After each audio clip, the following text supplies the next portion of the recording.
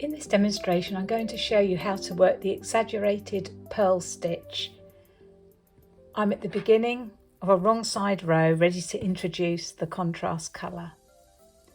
So I'm going to begin by purling the first stitch, and I'm just going to pause there, and I'm just going to knot together my new yarn with my existing yarn, just to make sure that edge stitch does not slip and become loose. Okay, so got that yarn now in place there, nice and firmly secured. Okay, so the next instruction is to slip one purlwise and then increase purlwise into the next stitch. Whoops. Increase purlwise into the next stitch.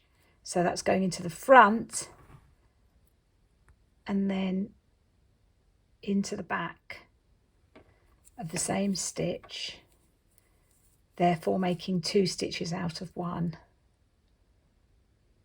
And we're slipping the stitch in between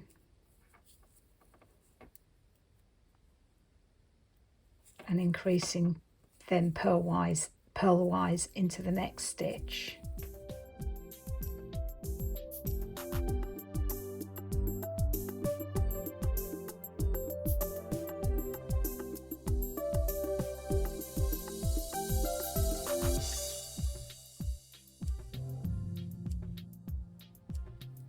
The end of the row, you slip one purlwise and then you end with purl 1. Okay, so you'll have this kind of 2-colour pattern on your needle after that first row.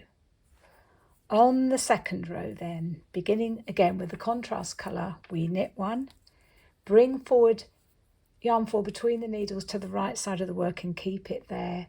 And then in this row, we're slipping the lilac stitch and purling those 2 stitches in the contrast colour together. It can be quite hard to get your needle into these 2 stitches because they're quite tight on the needle where you've done the increase. So just make sure that you really dig your needle down into those 2 stitches. More of a pointed needle would really help with this row. Remember, you're slipping the stitch in between and purling 2 together. Then at the end of the row there, I'm taking the contrast colour to the back of the work and just knitting that last stitch. And that's how you knit the exaggerated purl stitch.